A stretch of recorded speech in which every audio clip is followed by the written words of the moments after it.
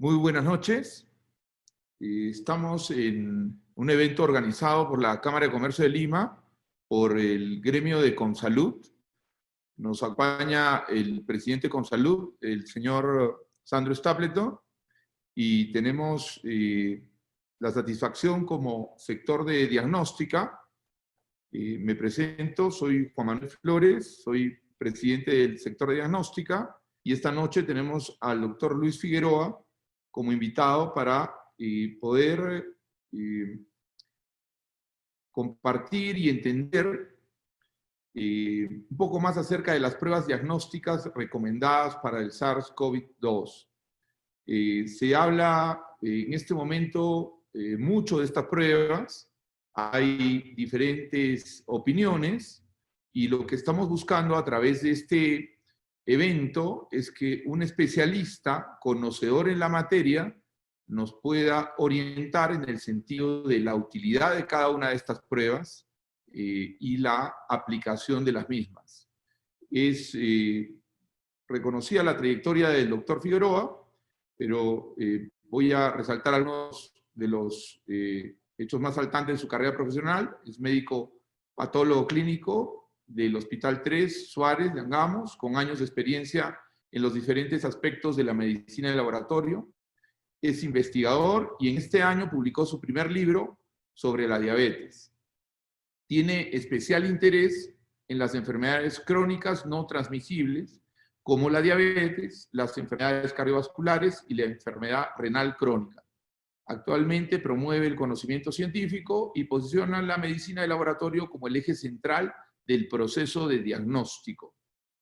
Además de eso, es importante que los presentes sepan que el doctor Figueroa hace las veces de vocero del sector diagnóstica de la Cámara de Comercio de Lima para los aspectos científicos que implican nuestra labor como empresas del gremio de la Cámara de Comercio de Lima. Sin más, agradezco a todos su asistencia. Para las preguntas, ustedes pueden en el transcurso de la ponencia realizar sus preguntas a través del chat, y les vamos a agradecer que por favor luego de la pregunta pongan su nombre. Importante que mencionen cuál es su profesión o ocupación para de alguna manera dimensionar la respuesta, y si es posible también el lugar donde laboran, porque nos interesa tener ese alcance, esa información. Esperemos que tengan muchas inquietudes, porque esa es la razón de esta convocatoria, el rol que tenemos como empresarios y como profesionales vinculados al sector diagnóstica, es estar enterados de cuál es el rol de cada una de las pruebas. Y nosotros como Consalud y Cámara de Comercio estamos comprometidos con este rol. Los dejo con el doctor Luis Figueroa.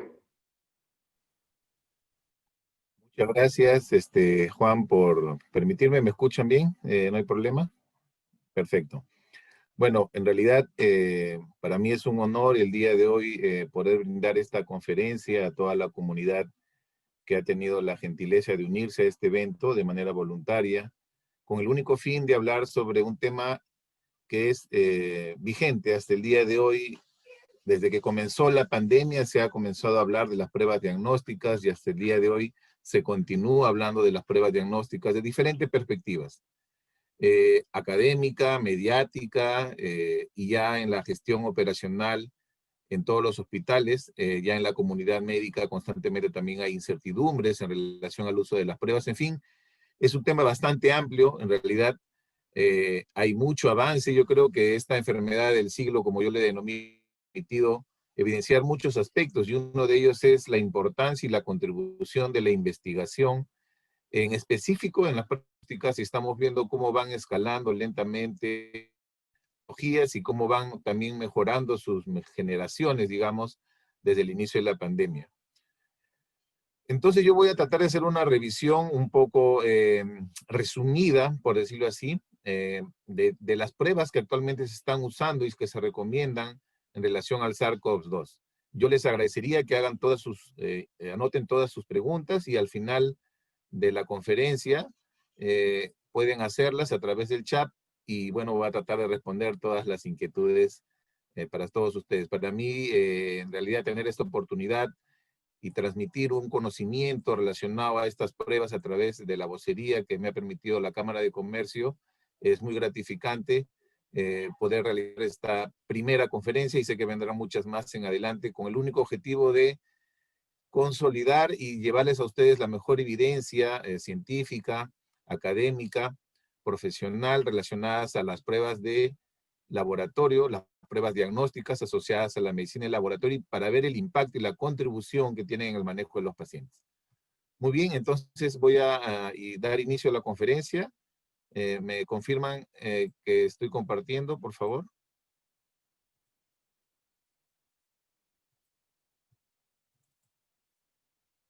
Quiero que me confirmen si la están visualizando bien. Perfecto. Sí se ve correcto. Excelente. Muy bien, entonces vamos a comenzar. Bueno, en realidad hablar de las pruebas diagnósticas es bastante extenso. Como les dije, cada día se van teniendo más evidencias en todos los aspectos relacionados al diagnóstico en relación al SARS-CoV-2, pero vamos a hacer una revisión completa, una revisión un poco panorámica de este tema. Aquí están más o menos un resumen de mis actividades actualmente. Y bueno, en relación a esta conferencia, declaro no tener ningún conflicto de interés sobre el contenido de la misma. Día a día tenemos muchas incertidumbres, en especial esta trilogía de pacientes médicos y laboratorio.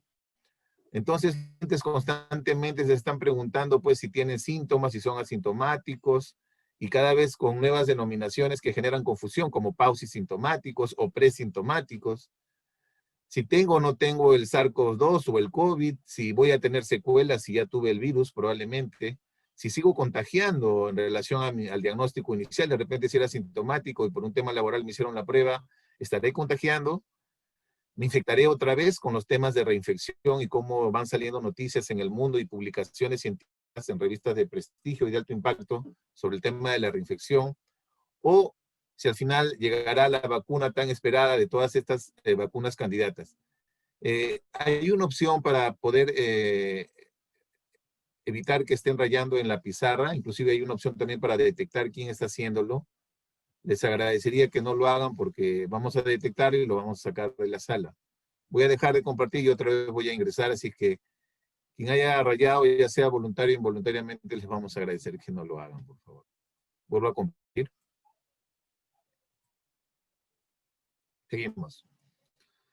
Por otro lado, está el tema de interpretación de las pruebas a través ya de los médicos que en cada momento están tratando a los pacientes y están teniendo ya muchas, de repente, incertidumbres por las metodologías que se utilizan en especial.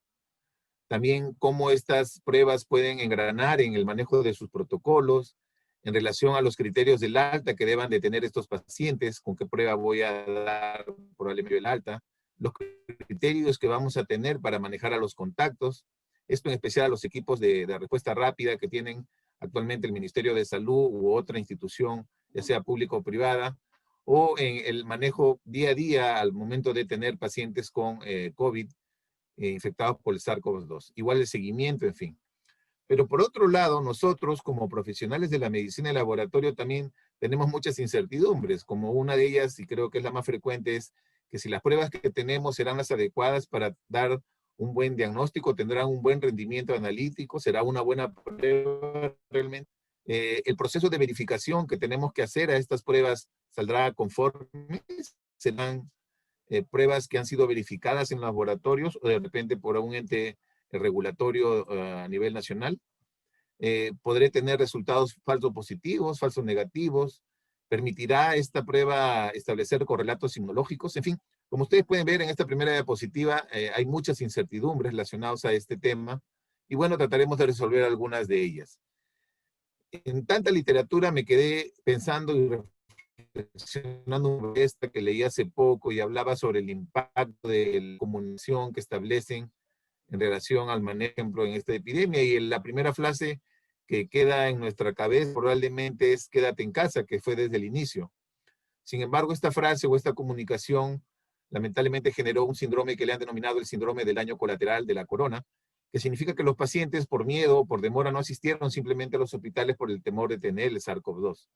Este miedo de poder obtener el virus ha generado un enorme impacto y los pacientes al final se quedaban en sus casas, de tal manera que muchos pacientes probablemente han tenido que sucumbir a enfermedades crónicas, dentro de ellas las cardiovasculares, que son las de primera causa de muerte en el mundo, y probablemente no acudieron nunca a un hospital. De tal manera que hoy en día la comunicación quizás deba ser diferente y nosotros, como profesionales de la salud, debemos tener esa responsabilidad. Yo quería transmitir ese mensaje en esta diapositiva. Si tiene una emergencia, vaya al hospital. Los hospitales ya han tomado medidas para tratar de tener flujos en los hospitales y evitar que pacientes que no tienen obviamente el virus puedan evitar infectarse por el SARS-CoV-2. Cada día, como les digo, hay muchas publicaciones. Acá un artículo muy interesante del New York Times. Hay muchos medios de comunicación serios en el mundo que sacan buena información que no sale probablemente en revistas científicas tradicionales, pero que tienen muy buen contenido. Y acá les dejo una donde develan pues al coronavirus en detalle, fotos muy hermosas en realidad del virus. Acá reconstrucciones tridimensionales y miren, por ejemplo, cómo la espina o la proteína spike del virus se cubre de algunos azúcares para evitar ser neutralizado por los anticuerpos. Fotos muy interesantes, ahí les dejo el detalle. Muy bien. Hablar ya en realidad del virus en sí es bastante conocido, los periodos de incubación conocidos de él, en realidad por medio de 1 a 14 días, 5 a 6 en promedio. Como saben, al inicio muy posible detectarlo en el tracto respiratorio superior, principalmente desde el inicio del síntoma, 3 días. Y conocemos que la concentración viral es más alta de la aparición de los síntomas, ¿no? Del tracto. Esto también hay que tenerlo presente porque algunos pacientes el ARN viral puede detectarse por varios días y otros inclusive pueden detectarse por varias semanas, como ya serán porque todavía se pueden seguir eliminando algunos fragmentos virales que son amplificados y reconocidos por los métodos moleculares, a pesar que el paciente quizá ya tiene una evolución favorable o no tiene síntomas, ¿no?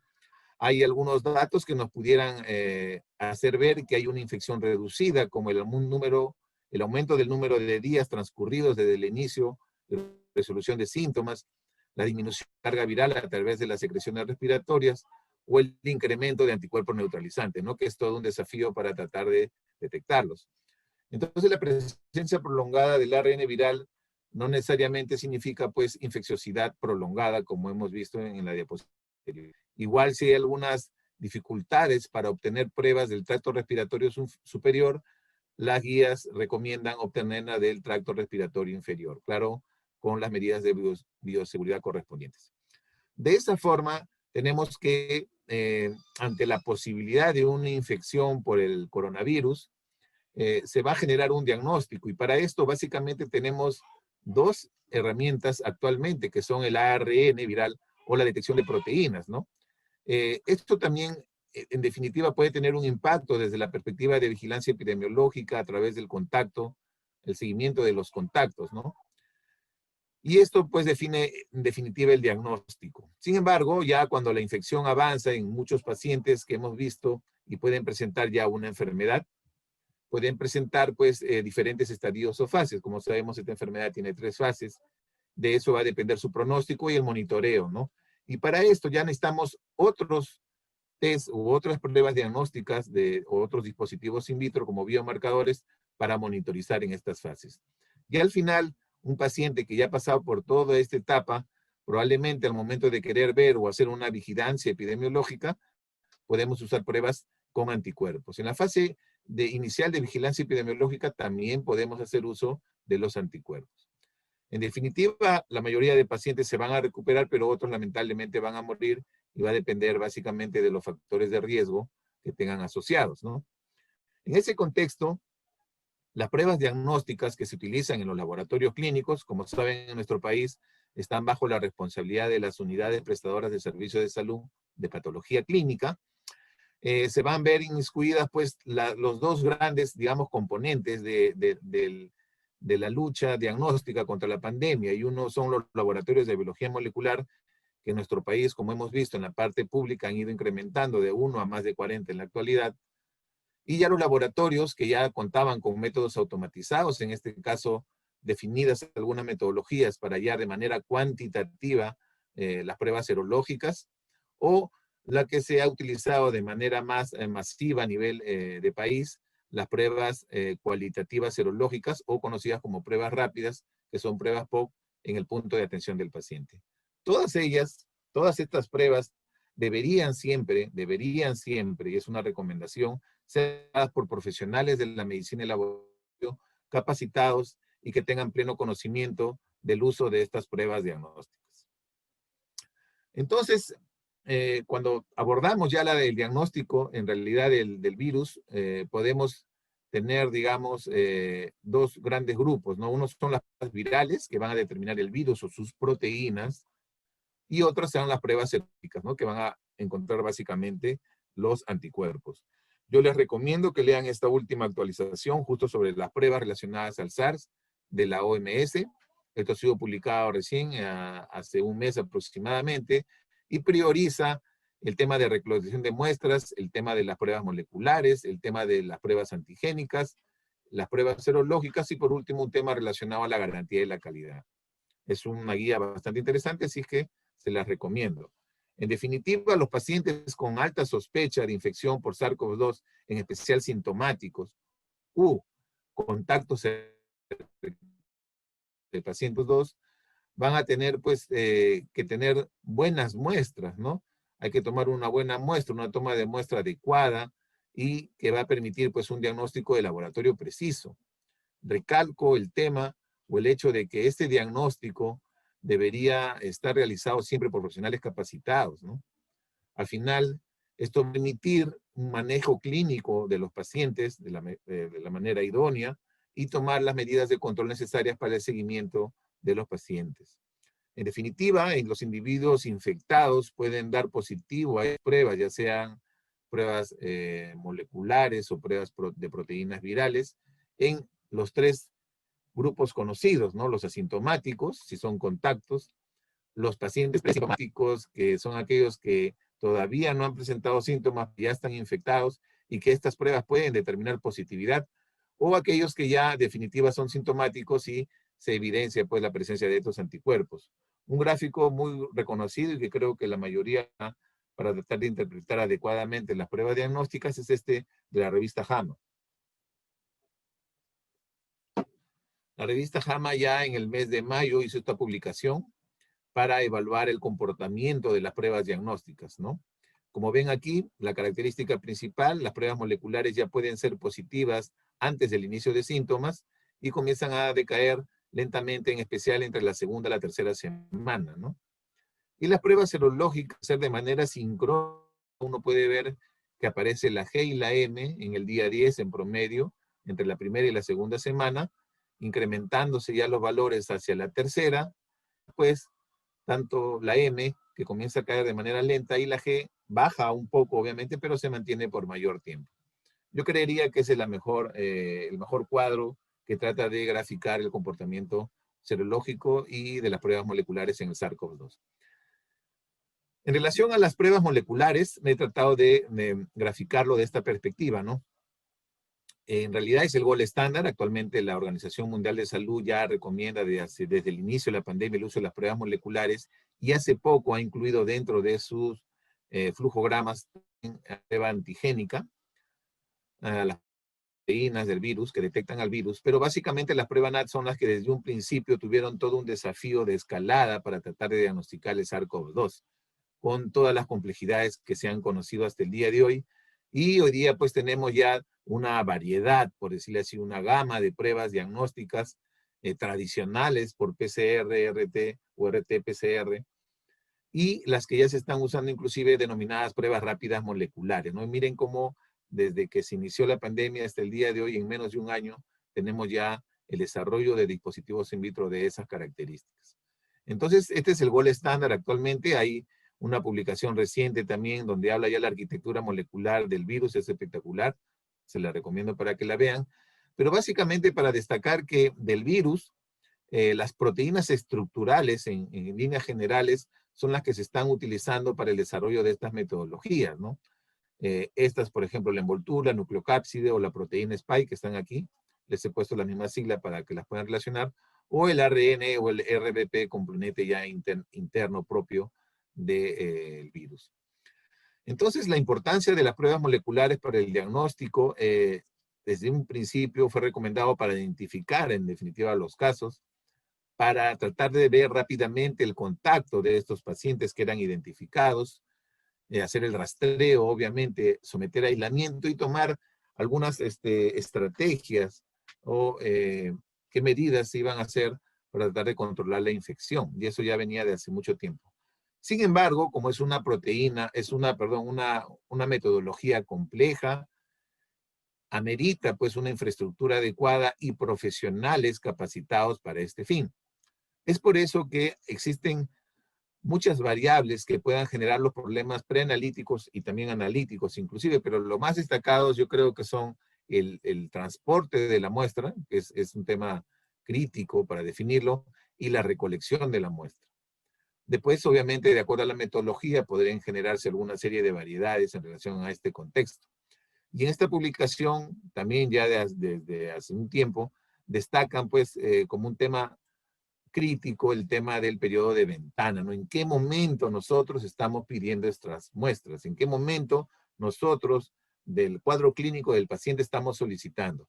Y eso es un tema repetido, fundamental, en relación al diagnóstico con las pruebas moleculares. También es conocido que los pacientes con presentaciones leves versus pacientes con presentaciones severas van a presentar pues mayor carga viral, ¿no? Acá, por ejemplo, se ven pacientes que un delta DCT con presentaciones severas tienen, digamos, menor necesidad de ciclos para poder amplificar y detectar el virus comparado con pacientes leves.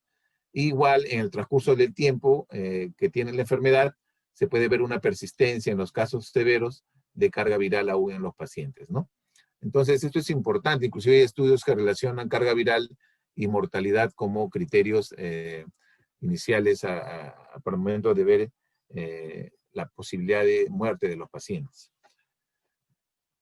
En definitiva, existen muchos desafíos y necesidades de investigación, ¿no? Por ejemplo, acá les pongo algunos detalles como problemas de falsos negativos relacionados a la prueba. Acá, por ejemplo, recomiendan asociarlo a las pruebas imagenológicas. Hay varios estudios que demuestran que la sensibilidad de las pruebas imagenológicas inclusive son mayores que las pruebas de dispositivos in vitro, por ponerles un ejemplo.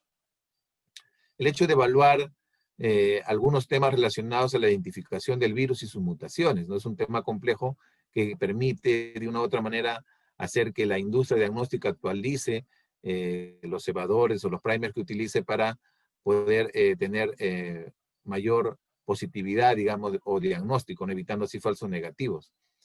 Por ejemplo, hay más de 100 patógenos que generan neumonías en la comunidad y dentro de ellas 30% son virus, por ejemplo. Oportunidades para mejorar los ensayos, obviamente hay bastantes desafíos en relación, por ejemplo, a la extracción y purificación, ¿no? En fin, y necesidades de mejora y validación de los diagnósticos rápidos, en especial este escalamiento que hay de protocolos para pruebas POC. Hay que tener bastante cuidado, más aún con el tipo de metodología que se utiliza, porque justo una debilidad es la generar la posibilidad de falsos positivos. Y aunque no lo crean, hoy en día hay este artículo me pareció muy interesante, se los recomiendo que lo vean, habla el impacto que tienen falsos positivos. ¿Y por qué habla de falsos positivos si nosotros entendemos claramente que las pruebas moleculares pueden generar más bien todo lo contrario, falsos negativos? Y lo que pasa es que como se usan masivamente, inclusive de la perspectiva de triaje, o de tamizaje, perdón, es probable que al estar haciéndolo con mayor volumen a pacientes asintomáticos, la posibilidad del valor predictivo positivo disminuya. Es decir, vamos a tener mayor posibilidad de encontrar pacientes que den positivo a pesar que no tienen la infección. Y eso es básicamente porque la demanda de estas pruebas se ha incrementado y al inicio se hacía o se priorizaba en pacientes sintomáticos. Y con el tiempo eso ha ido cambiando, de tal manera que hoy en día, inclusive dentro de las estrategias, se comienza a hacer a pacientes asintomáticos y se comienzan a tener algún tipo ya de hallazgos que van a permitir, por ejemplo, en este caso, tener impactos, ¿no? O consecuencias, como llama el artículo. Por ejemplo, relacionadas a la salud y en relación a procedimientos, cancelación o aplazamiento de las mismas. En el caso de admisiones hospitalarias urgentes, el hecho de exponerse de manera potencial, porque de repente las rutas no están diferenciadas. En el tema financiero, ni qué decir, pues relacionadas al confinamiento, ¿no? Porque ya uno va a dejar de laborar, etcétera, viajes cancelados, etcétera.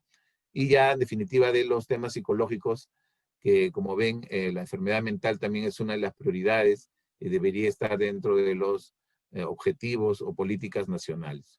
En fin.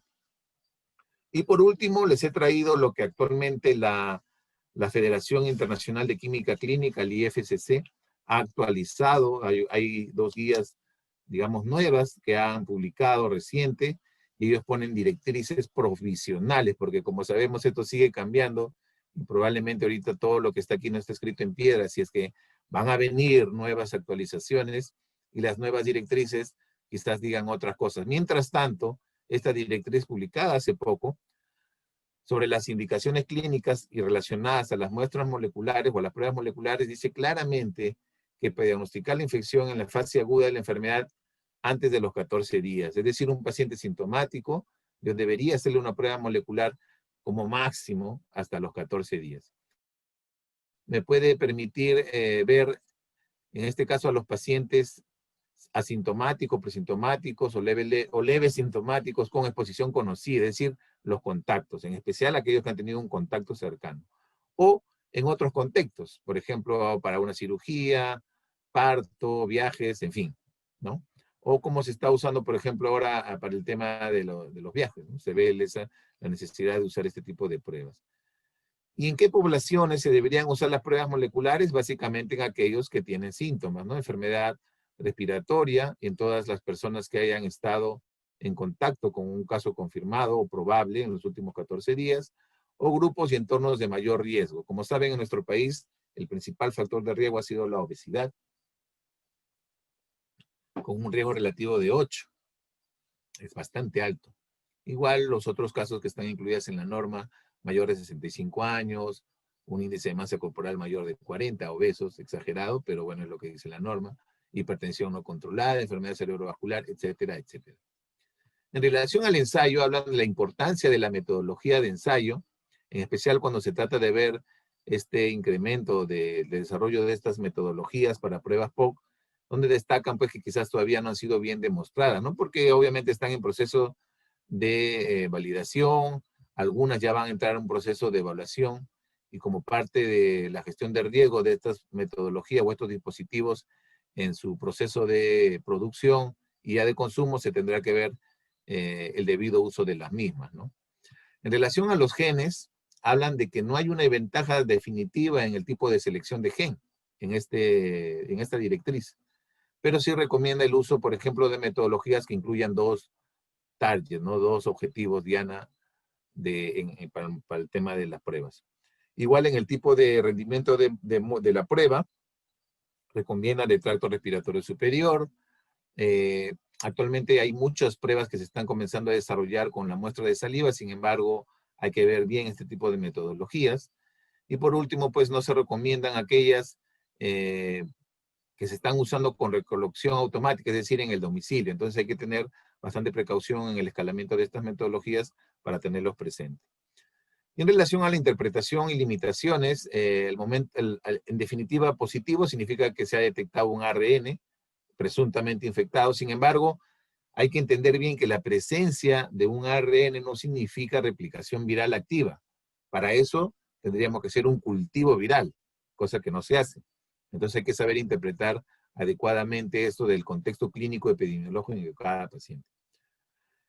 El ARN, en el caso negativo, no estaba presente, pero igual no se puede descartar la infección. Recuérdense que estos test tienen falsa negatividad, ¿no? Entonces repetir la prueba en estos casos, por ejemplo, o si hay sospecha de infección, si hay alta hospitalaria o hay una inhibición de repente de la perspectiva analítica. Y dentro de las limitaciones hablan de posibilidad de factores preanalíticos y analíticos, como hemos mencionado. Todos los laboratorios, miren, me parece esto una recomendación muy importante, todos los laboratorios deben recomendar el aislamiento de las personas analizadas que tengan sospecha clínica. Entonces yo creo que una buena práctica sería que a todos aquellos pacientes que van a tomarse muestras de biología molecular y que tienen síntomas, y deberíamos decirle ya desde un primer contacto que ante la posibilidad de que salga negativa, no significa que el paciente esté sin el virus, ¿no? Y por último, pues, comunicar de manera reiterada de que un resultado negativo no descarta la presencia de la infección. Para resumir, este es un cuadro, una propuesta mía, obviamente, esto no necesariamente es parte de una directriz o un protocolo elaborado por expertos, pero pudiera resumirlo en estos 4 puntos importantes. Primero, yo recomendaría que se haga una prueba molecular de repente hasta el día 10 como máximo, ¿no? Podemos de repente considerar hasta el día 14, pero hasta el día 10 yo creo que es un tiempo más que razonable para poder hacer estas pruebas. Definitivamente deberíamos priorizar siempre a los pacientes con factores de riesgo, más aún si tienen sintomatología o son contactos de pacientes que se ha demostrado la presencia del virus. Por otro lado, también, como hemos visto, se recomendarían ensayos que incluyan 2 targets, es decir, 2 dianas dentro de su metodología, y un resultado positivo pues no podría concluir replicación viral activa y potencial de transmisión. ¿Ya? Muy bien.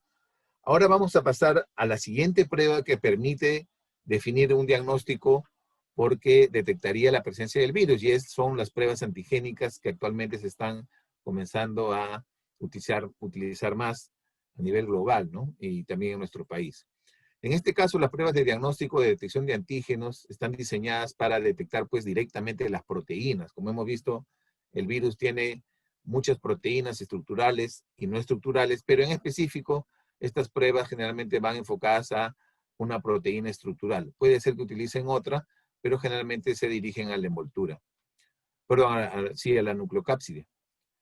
En este caso, recomiendan que estas pruebas en definitiva, debe de hacerse siempre a pacientes sintomáticos. Ese es un tema importante que hay que entenderlo. En especial dice, entre 1 a 3 días de inicio de los síntomas. Eso es lo ideal. Las pruebas que han sido fabricadas, validadas por los fabricantes de dispositivos, hacen esta recomendación y lo recalcan en sus insertos, ¿no? Es muy importante tener esto presente. Inclusive, podríamos extenderlo inclusive a 20 días, ¿no? Pero lo ideal es de la manera más precoz. Y han demostrado estudios que estas pruebas funcionan mejor, es decir, van a tener más posibilidad de ser positivas si tienen cargas virales con estos valores. ¿Ya? Acá se lo dejo. Hay diferentes recomendaciones. En realidad, la OMS también ha hecho una publicación el 11 de septiembre sobre el uso de estas pruebas en extenso. Debe cumplir los requisitos mínimos de rendimiento. Ellos hablan de que al menos tengan una sensibilidad mayor al 80% y una especificidad mayor del 97%. Es lo ideal, lo que recomienda la Organización Mundial de la Salud. Insisten en el tema de que deben ser realizadas por personal capacitado en estricta conformidad con lo que recomienda el fabricante y, como dije, realizarla de la manera más precoz, en este caso, los primeros 5 a 7 días. ¿En qué casos pudiera utilizarlo yo de una manera más masiva? En aquellos lugares donde hay una sospecha de brote, pero en aquellos que hay, digamos, mayor confinamiento, o no hay acceso probablemente a las pruebas moleculares, ¿no? Entornos lejanos, instituciones y comunidades semicerradas. En realidad, por ejemplo, estas casas de ancianos, prisiones, etc. Y por último, por ejemplo, no recomienda el uso de estas pruebas en aquellas poblaciones de baja prevalencia, es decir, donde la posibilidad de encontrarle virus es baja. Ese tema lo vamos a ver más adelante, pero es importante entender en líneas generales, desde ahora lo recomiendo, de que el usar las pruebas diagnósticas, cuando nosotros usamos una prueba diagnóstica, partimos de una predictibilidad, es decir, ¿qué probabilidad es que yo tenga esa prueba positiva? Esa posibilidad de que salga positiva va a depender de qué porcentaje de esa población a la cual yo realizo la prueba tiene la infección. Es diferente, por ejemplo, hacer una prueba antigénica, vamos a poner un ejemplo, en poblaciones asintomáticas que no tienen mayores riesgos, ciudadanos que de repente por su tema laboral o simplemente en el contexto de su día a día, no tienen mayores riesgos de tener una infección por SARS-CoV-2. Se dice que en esos casos la probabilidad de tener el virus en esa población es menor al 2%, es decir, de 100 individuos en esas características, probablemente 2 salgan positivos. Sin embargo, si yo hago esta prueba a trabajadores profesionales de la salud, vamos a poner un ejemplo, los médicos que atienden en la emergencia, que están atendiendo en triaje a pacientes con síntomas respiratorios sospechosos de SARS-CoV-2, la probabilidad de que tenga una prevalencia alta en este grupo es casi superior al 30%. Es decir, de 100 pacientes de estas características, probablemente la prueba salga positiva en 30. Entonces, es importante que las pruebas se entiendan de esa perspectiva. La prevalencia es un factor sustancial para poder tener yo un resultado positivo. En este caso, estas pruebas antigénicas no se recomiendan en poblaciones de baja prevalencia. Por eso, por ejemplo, no lo recomiendan para el control en aeropuertos, para ver el tema de donación de sangre, cirugías selectivas, donde las pruebas moleculares obviamente no estén disponibles fácilmente, dicen, inclusive en esta población no lo recomiendan, o quizás cuando su especificidad sea mayor al 99%, ¿no? Escenarios apropiados para el uso, como hemos visto, responder a brotes en entornos lejanos o comunidades, para apoyar inclusive en investigaciones de brotes, ya lo especifiqué, monitorizar las tendencias de la incidencia de las enfermedades en algunas comunidades, donde hay un riesgo de repente de transmisión generalizada. En fin, estos son usos apropiados.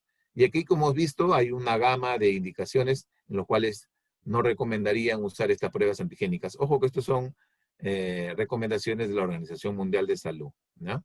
Acá vemos algunos ejemplos. Y destacó, y me pareció muy interesante, que en aquellos casos que no tengan equipos de protección personal los trabajadores que van a hacer las pruebas, mejor no hagan este tipo de metodologías.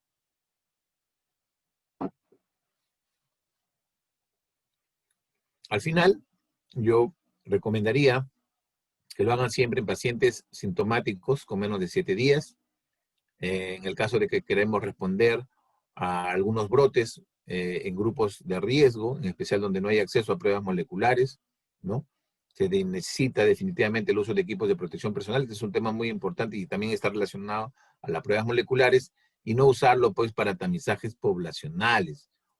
Ya se ha visto inclusive en los medios que lo están usando como si fuera una prueba serológica, y está mal.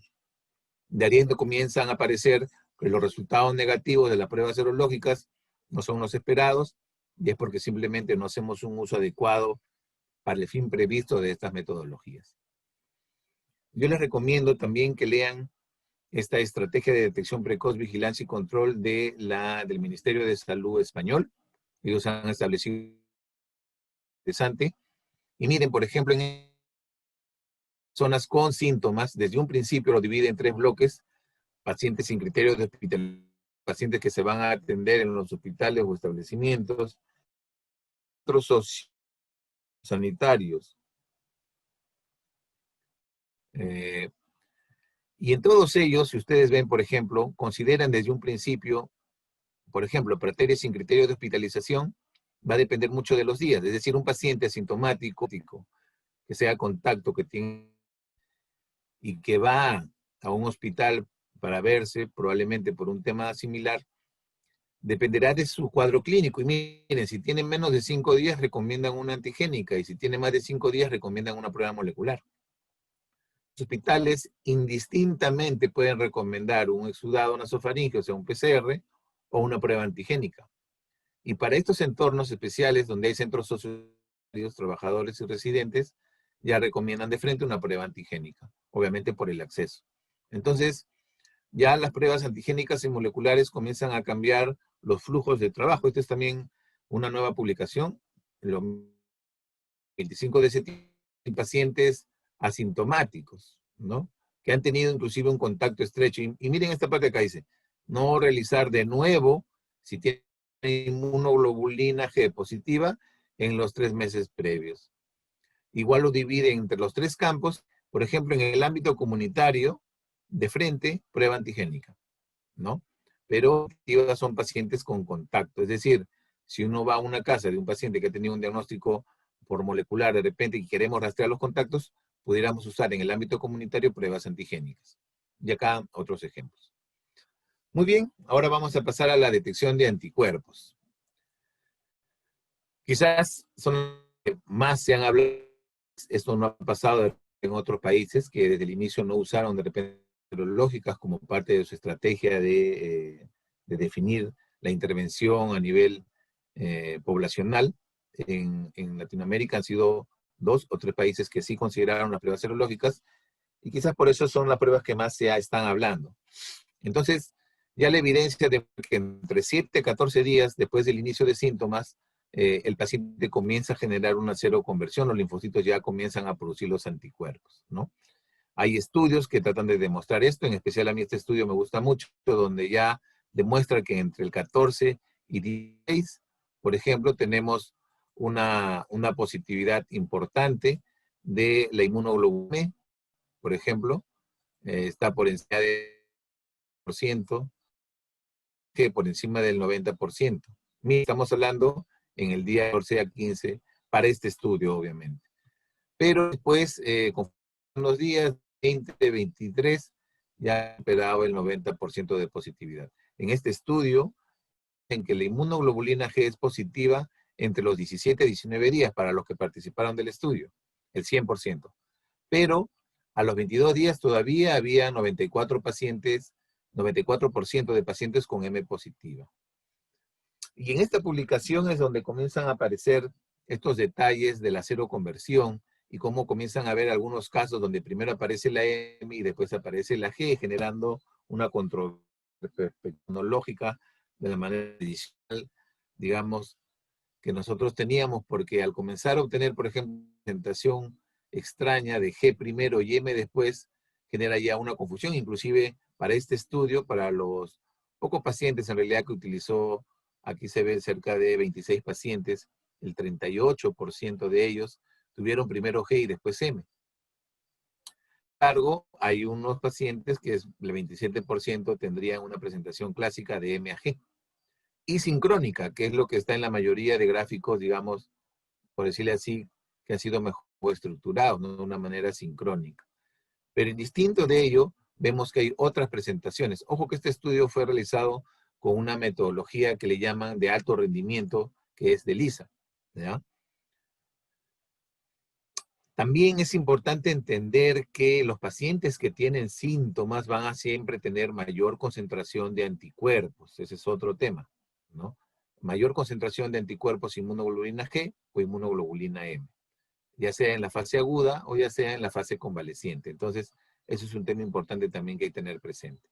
Por ejemplo, en este estudio que también a mí me gusta mucho, acá hospitalizaron a 37 pacientes asintomáticos en China, es decir, pacientes sin síntomas con PCR positivo los hospitalizaron y les hicieron un seguimiento para ver la seroconversión, cómo se comportaban los anticuerpos.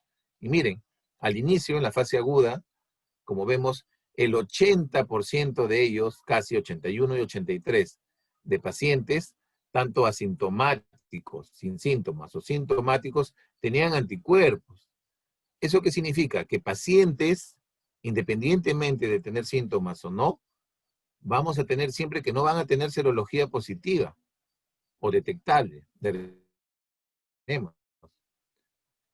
Por eso es importante cuando hacemos procesos de verificación en los laboratorios para ver la calidad de las pruebas que utilizamos, tenemos que tener la certeza de que en esas muestras hay anticuerpos.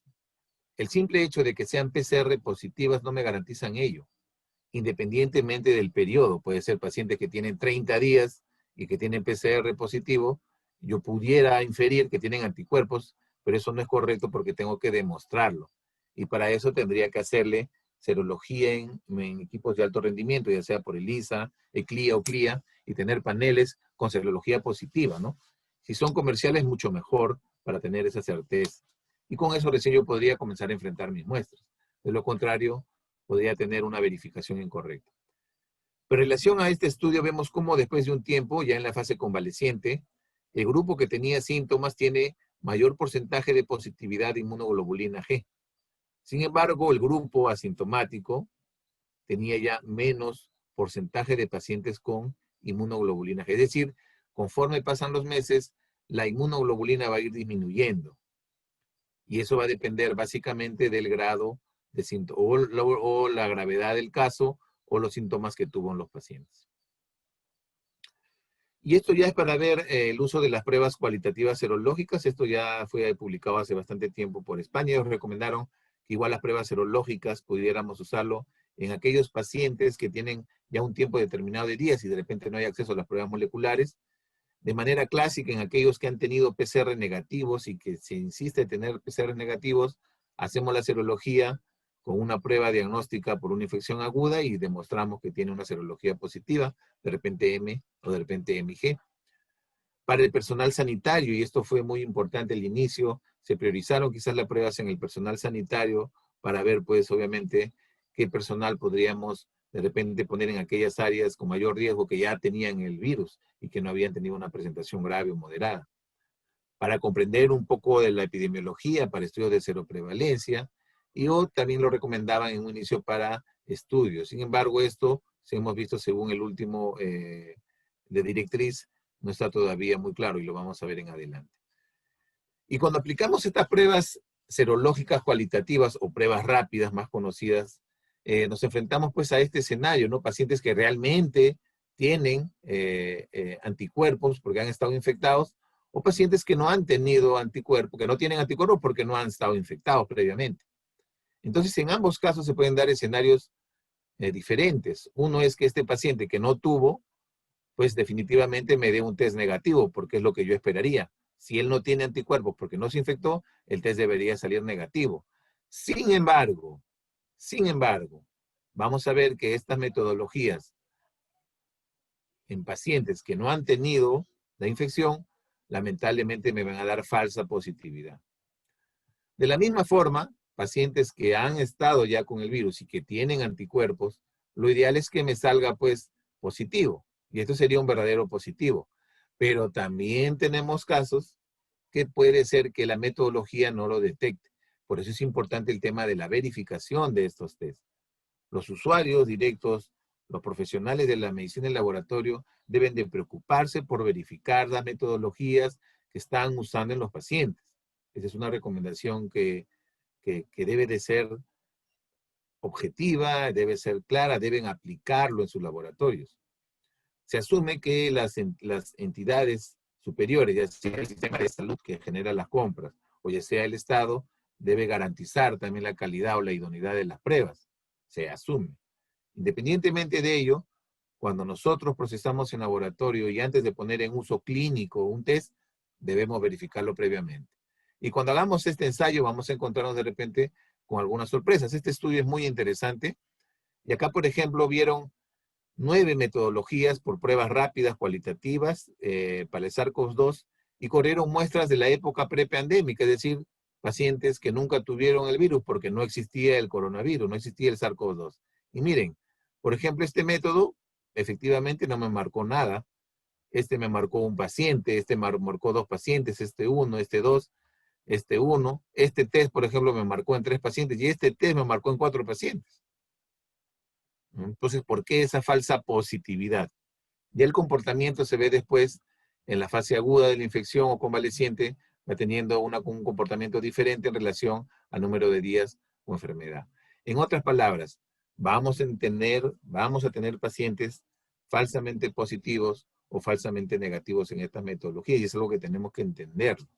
Por ejemplo, dice acá este caso, esta publicación, una prevalencia del virus del 10% en la población, es decir, una prevalencia del 10%, con una prueba que tenga una sensibilidad superior al 90 y una especificidad mayor al 90, digamos, de un desempeño importante, va a producirnos un número igual de resultados verdaderos positivos o falsos positivos. Es decir, miren, 90 pacientes falsos positivos, 90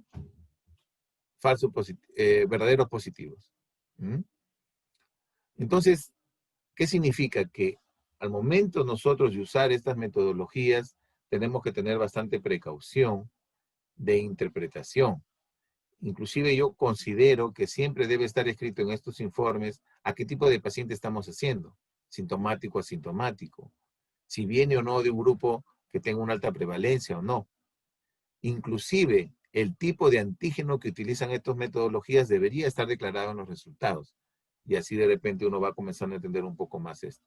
Por eso es inadecuado, por ejemplo, cuando se hace de manera masiva en poblaciones que tienen una baja prevalencia, porque vamos a encontrar un valor predictivo quizás bajo, que nos va a dar resultados falsos positivos.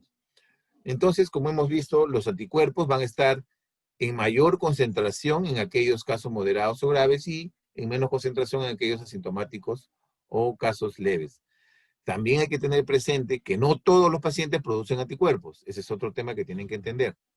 Porque a pesar de tener la infección, no van a generar anticuerpos.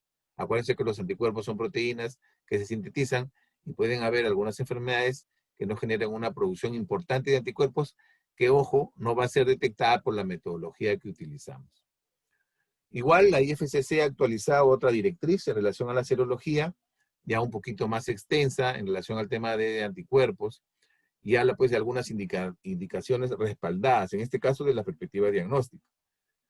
Y siempre mencionan el tema de la complementariedad de las pruebas serológicas, ¿no? En este caso sirve como complemento, por ejemplo, en las moleculares en pacientes con clínica sugestiva, pero miren, subraya, más de 14 días.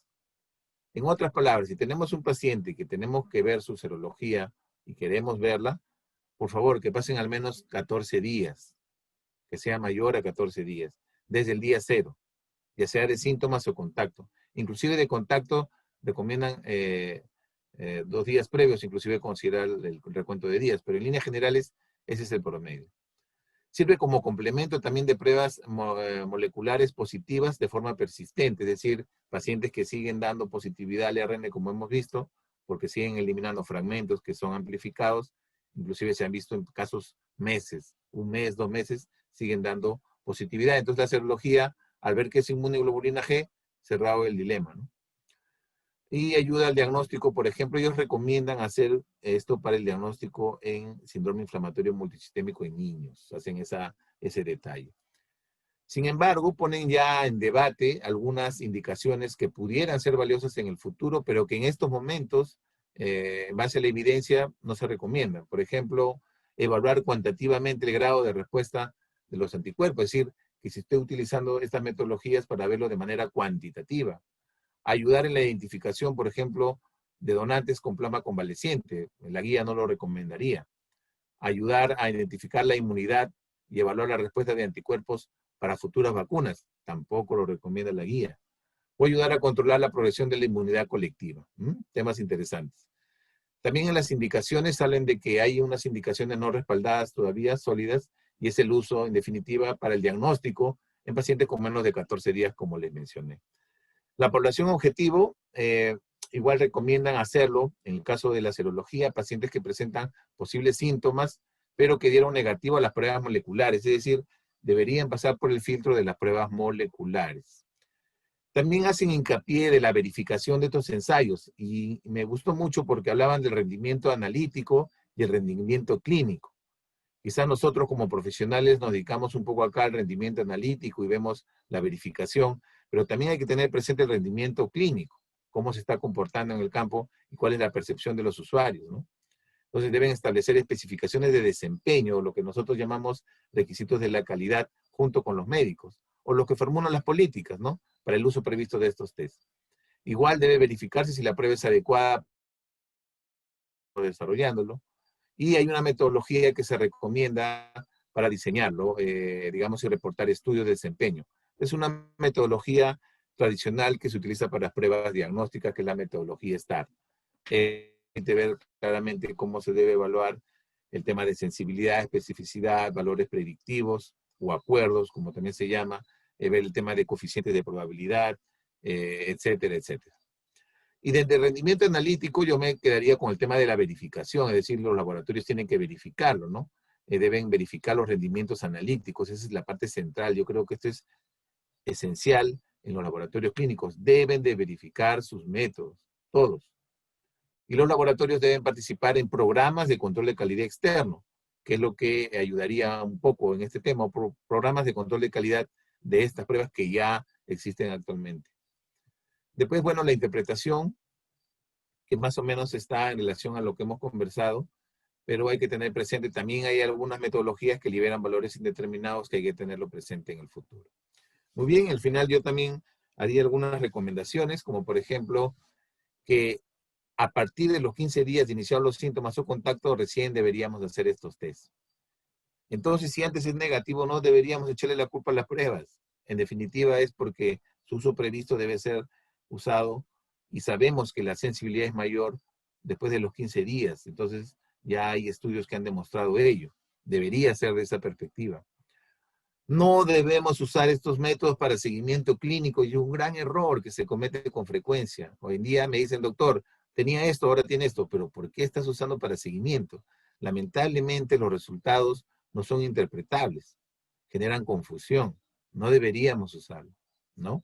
De un diagnóstico que tenemos inicial, nosotros tenemos que utilizar o hacer una intervención y sobre esa intervención hacer un seguimiento clínico epidemiológico y suficiente, ¿no? A mayor sintomatología, como hemos visto, va a tener mayor concentración de anticuerpos, eso ya está demostrado. Y algo que me pareció bien interesante de la guía española era esta, dice, si tenemos una inmunoglobulina M sola, una inmunoglobulina M y un PCR negativo, es decir, un paciente que tiene inmunoglobulina M debería de hacerse una prueba molecular y si esta sale negativa, es un falso positivo. Y eso se ve con mucha frecuencia y a veces se toman intervenciones. Entonces, otra recomendación sería una inmunoglobulina M positiva, en especial débil, esa que vemos que apenas marca la línea, debería hacerse una prueba molecular a todos esos pacientes para descartar esa falsa positividad. Muy bien, y ya para terminar, he tratado de traer algunas publicaciones importantes que han visto el impacto de ellas, dentro de ellas estas 3 revisiones sistemáticas conocidas por Cochrane, ya informó que a partir de los 15 a 21 días la sensibilidad es más del 90%, que es en base a esto que se hacen las recomendaciones que deberíamos hacer más de 15 días un paciente pruebas serológicas. Antes tenemos el riesgo que no. Si en la primera semana hacemos, de 10 pacientes, 3 darán positivo y en la segunda semana 7. Pero a partir de la tercera semana, 15 días, ya probablemente más de 9 o 10 saldrán positivo.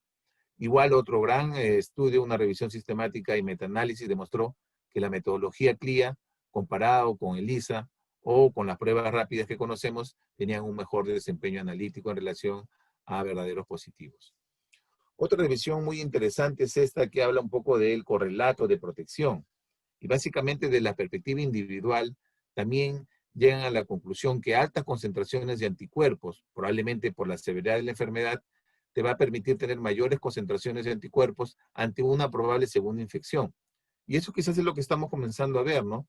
La posibilidad de reinfecciones con presentaciones clínicas diferentes, ¿no? Han visto casos de un paciente que ha fallecido, otro que simplemente no tuvo ni síntomas. Entonces, el comportamiento, la inmunopatogénesis va a ser diferente. Y de la perspectiva colectiva, es decir, poblacional, también la concentración de anticuerpos va a tener un impacto importante, ¿no? Y acá sí hacen mención a la posibilidad de tener una reactividad cruzada con los coronavirus endémicos, en especial con estos que son beta coronavirus. Es decir, hay que tener presente la falsa positividad de las pruebas serológicas en relación a otros coronavirus humanos.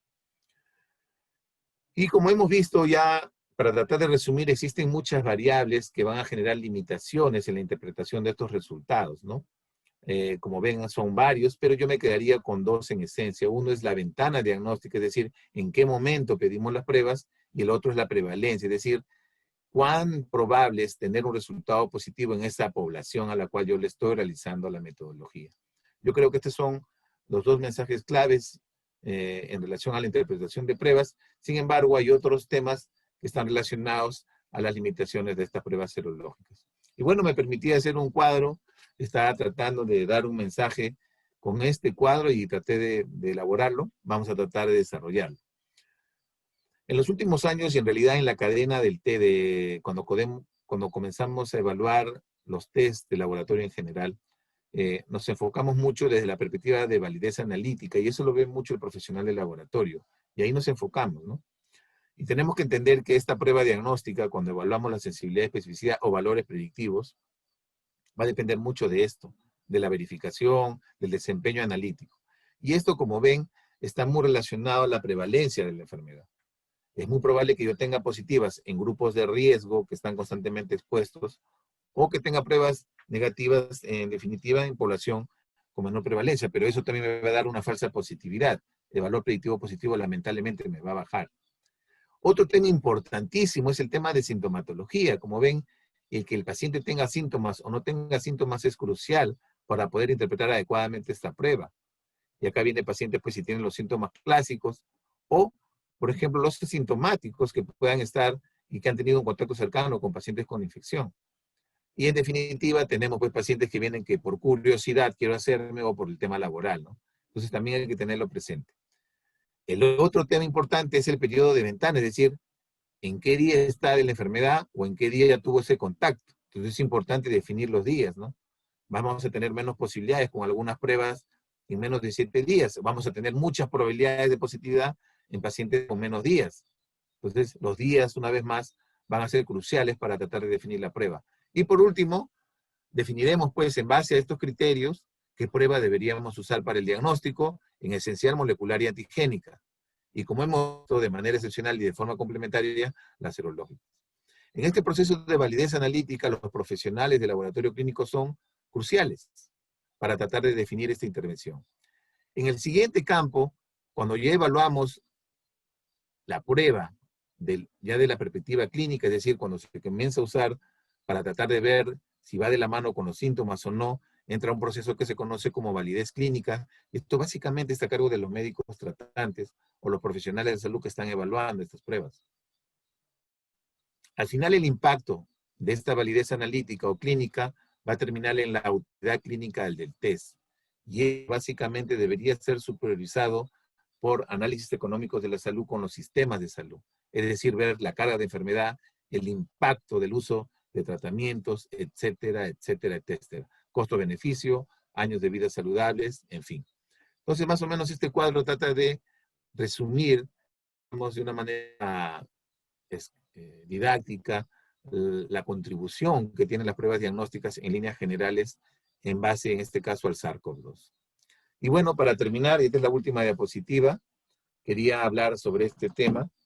Me voy a permitir extenderme un poquito nada más, porque, bueno, en mi trayectoria profesional me he dedicado a investigar varios aspectos, en especial las enfermedades crónicas no transmisibles, que me gustan mucho, pero he investigado y quizás no tenga los galardones de ser un investigador, digamos, de primer nivel, pero al menos desde mi humilde posición he investigado. Y yo creo que la investigación ha contribuido enormemente, enormemente a la lucha contra esta pandemia. En esta publicación, por ejemplo, me pareció muy bonito leer que la investigación clínica quizás ha llevado mucho tiempo tener un catalizador disruptivo, un impulsador, alguien que ha entrado acá y ha dicho, comencemos a investigar más. O de repente se comenzó a hacer más pública la investigación con esta avalancha de preprint, etcétera, etcétera. Al final, quizás esta pandemia está permitiendo eso. Y ojo que los objetivos de desarrollo sostenible para el 2030 no se van a cumplir si no impulsamos la investigación. Entonces yo hago un llamado aquí a los que están en la macrogestión a que entiendan que la investigación contribuye y de manera sostenida a las intervenciones que se desarrollen a diferentes niveles. Yo creo que ese es un mensaje que quiero decir y básicamente me circunscribo a ello. Bueno, muchísimas gracias por haberme escuchado en este viaje, digamos, por las pruebas diagnósticas, y a partir de ahora simplemente quedo con los micros abiertos para las consultas que se puedan realizar. Agradezco a la Cámara de Comercio, a Consalud, por la oportunidad de darme esta vocería, esta voz para hablar con los profesionales de la salud y profesionales de la medicina de laboratorio interesados en este tema. Muchas gracias.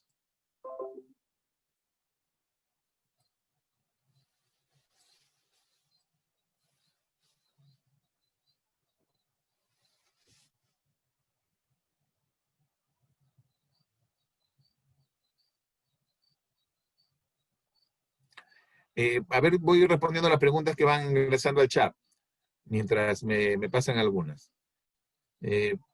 Bueno, quizás las últimas, porque las otras ya quizás estaban, quizás me la van a pasar ahorita, pero mientras podemos ir conversando algunas. Hablan del CD4. ¿Qué significa? Que, en definitiva, se ha visto que los estudios que usamos para ver los anticuerpos van a demostrar la producción de los mismos por una respuesta humoral, es decir, una respuesta de anticuerpos. Sin embargo, también hay estudios que están demostrando que la respuesta celular quizás sea la que más va a perdurar en los pacientes. Y en ese sentido, las células CD4, CD8 tienen un rol protagónico y quizás en algún momento se hagan mayores estudios de la perspectiva, digamos, clínico para poder ver esa respuesta celular en los pacientes, ¿no? Yo creo que por ahí más o menos va en sentido esa respuesta y son estudios, como ya sabemos, de citometría de flujo, que son complejos y bueno, también tienen un costo importante.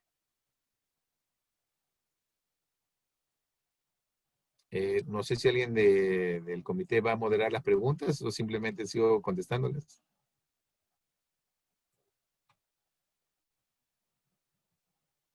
Hay una pregunta que otras enfermedades están ligadas al pronunciamiento de inmunoglobulina G y M. Lisa, no sé si de repente puedes ampliar un poco tu término de pronunciamiento. No sé si te refieres a intensidad, concentración de anticuerpos. Sugerencia para implementar la verificación. Perfecto. María, en nuestro país, como saben, es todo un desafío el tema de hacer mejoras sustanciales a la medicina de laboratorio y uno de ellos es el proceso de acreditación. Como ustedes saben, lamentablemente la acreditación en nuestro país no es una política pública, no es una prioridad y debería serlo.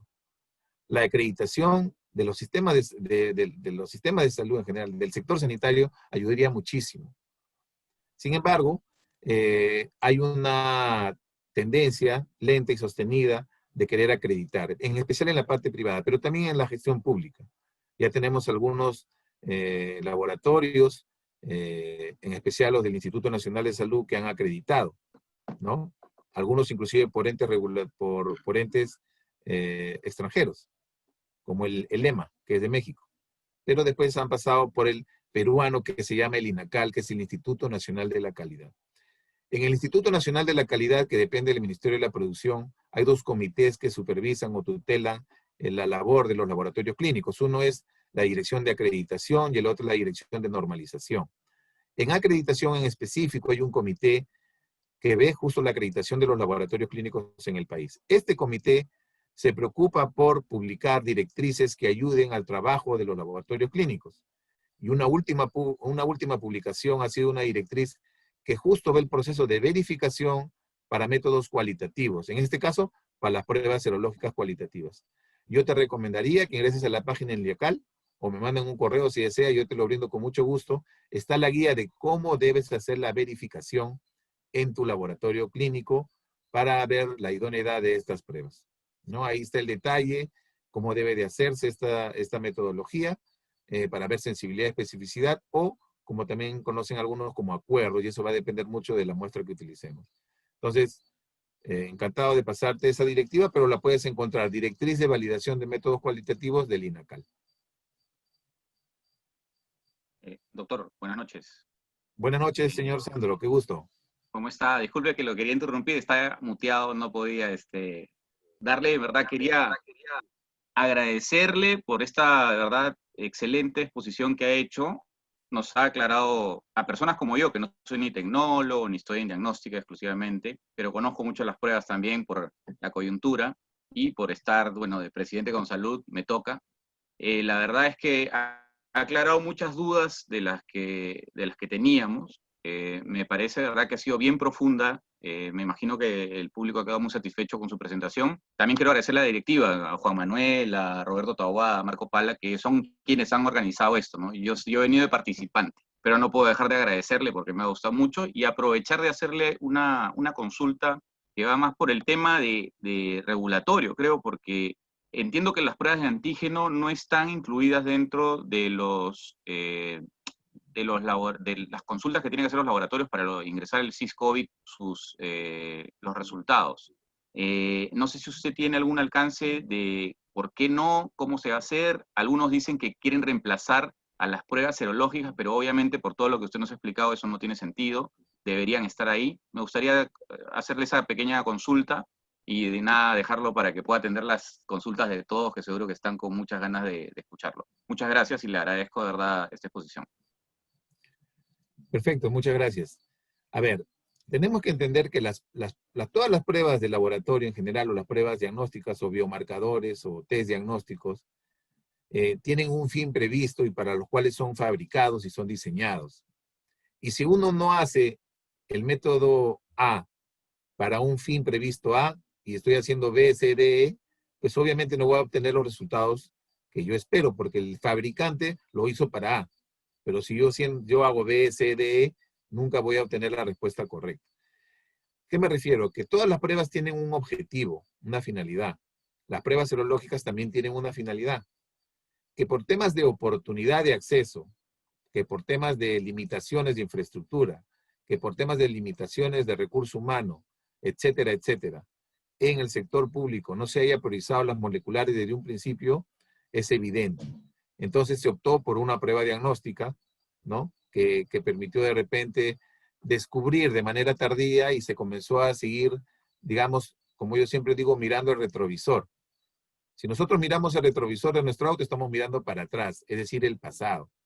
No veo el frente, no veo el futuro. Entonces, con las pruebas serológicas, yo nunca voy a poder ver hacia adelante. Tengo que ver por el retrovisor. Las pruebas moleculares y ahora las pruebas antigénicas sí me permiten ver adelante, porque inclusive yo puedo detectar pacientes sin síntomas, por ejemplo, las moleculares, antes de que comiencen a aparecer sus síntomas. Igualmente las antigénicas, porque en ese momento el virus quizás tiene altas concentraciones virales. Sobre su segunda consulta, estrictamente las implementaciones que hace el Estado para, digamos, accesos informáticos, para registro de pruebas, está directamente relacionado a las normas que va liberando. A día de hoy, la norma que existe para prevención, control de enfermedades del paciente con COVID no incluye en su algoritmo o en su programa las pruebas, digamos, antigénicas, en la primera. Recién ha salido una resolución, una disposición sanitaria número 21, donde ya las menciona. Entonces, en la medida que ellos actualicen la norma técnica, que es la que rige, inmediatamente los temas informáticos se tendrán que actualizar. Pero yo creo que si la parte, digamos, informática no se actualiza al ritmo del uso de las pruebas, simplemente será un tema que tendrá que regularizarse a posterior. Pero la necesidad de implementar metodologías que ayuden a buscar al virus es prioritario. Entonces, hoy en día, usar metodologías que me ayuden a buscar el virus para acercar de una u otra manera el avance de la pandemia, pues son útiles. Si después tengo que ingresar, ¿no?, de manera retroactiva resultados, cuando se aperturen los sistemas informáticos, se tendrá que hacer. En todo caso, yo recomendaría que aquellos laboratorios que están teniendo ya esa dificultad, pues manden al Instituto Nacional de Salud o al Ministerio de Salud o los que traten de ver el tema del SIS-COVID para que aperturen, digamos, este registro, ¿no? Porque se está perdiendo información valiosa, al menos para ver el número de contactos obtenidos, ¿no? O el seguimiento de pacientes. Yo creo que por ahí va más o menos ese tema. Doctor Figueroa, hay una pregunta de la señorita Maya, ¿cómo está? Buenas noches. Sí, Jessica Carpio. Pregunta, ¿en casos de embarazo hay alguna actualización que pueda compartir para esa población en caso contraigan SARS-CoV-2? Sí, por ahí he visto una revisión bien interesante en gestantes. Si desea, después me manda su correo y le puedo dar. Ahí hay que tener básicamente ciertas precauciones porque las pruebas serológicas no contribuyen mucho, ¿no? En especial si queremos descartar en ellos las moleculares o antigénicas serían idóneas. En especial el recién nacido, ¿no? Hay que saber interpretar adecuadamente eso. Me dejan el correo o les doy mi correo es patólogoclínico@gmail y con mucho gusto después le puedo mandar información. Gracias, doctor. Hay otra pregunta. ¿Por cuánto tiempo un paciente puede presentar IgM e IgG positivos si ya lleva más de 3 meses saliendo así su prueba? Muy bien. Entiendo que debe ser una prueba rápida, serológica. Como dije, estas pruebas no se deben de usar para el seguimiento. Una vez que uno se hace una prueba serológica, el médico o quien esté a cargo del paciente tiene que tomar una decisión y en adelante la evaluación es clínica epidemiológica. Sí tiene sentido hacer controles en aquellos que son negativos. Si yo estoy negativo, obviamente tengo que seguir controlando para ver si hay una conversión. Al menos ahorraría recursos por el tema de que las pruebas moleculares son obviamente un poco más costosas. Pero después no tiene sentido estar haciendo pruebas serológicas para controlar la evolución clínica. Por eso bien claro dice que un paciente que tiene inmunoglobulina G, listo, final de la historia, ahí terminó. Si tiene M, como hemos visto, esta presentación sincrónica de inmunoglobulina M puede durar por mucho tiempo y eso no significa que el paciente sea contagioso. Y ahí es donde llega el tema de la duda. Si el paciente tiene síntomas y persiste la M, habría que evaluarlo de una perspectiva de repente molecular, ¿no? Habría que ver el tema en su cuadro clínico, ver qué pasa, o epidemiológicamente hay que ver su contexto. Pero en líneas generales, las pruebas serológicas no deben de usarse para seguimiento. Y ya hemos visto muchos casos de que la M persiste por más de 90 días. Entonces, en realidad no tiene utilidad clínica hacer ese tipo de seguimiento. Gracias, doctor. Otra pregunta. ¿Qué otras enfermedades están ligadas al pronunciamiento de IgG e IgM? Sí, justo le pedí que me ampliara un poco esa pregunta a Lisa, creo era. Seguro lo va a ampliar. Lisa, sí. Luego, doctor, no sé si ya leyó. Y ¿Qué hay uno que me exámenes? ha preguntado, ¿qué opina de las vacunas? Me dice Rubén Palomino. Bueno, en realidad ahorita son candidatas a vacunas, ¿no? Es un tema interesante para definirlo porque es todo un desafío, yo diría. El Estado tendrá que ver de qué manera puede tener, digamos, una visión, es todo un desafío tratar de entender qué vacuna pudiéramos usar, ¿no? Hay muchas limitaciones, digamos, de infraestructura. Por ejemplo, si queremos usar vacunas que tengan que transportarse a menos 80 grados centígrados. Entonces, toda la cadena de transporte, por ejemplo, para ese tipo de vacunas sería todo un desafío a nivel nacional. Claro, en el escenario que esa vacuna candidata logre al final superar la fase 3 y sea una vacuna aprobada.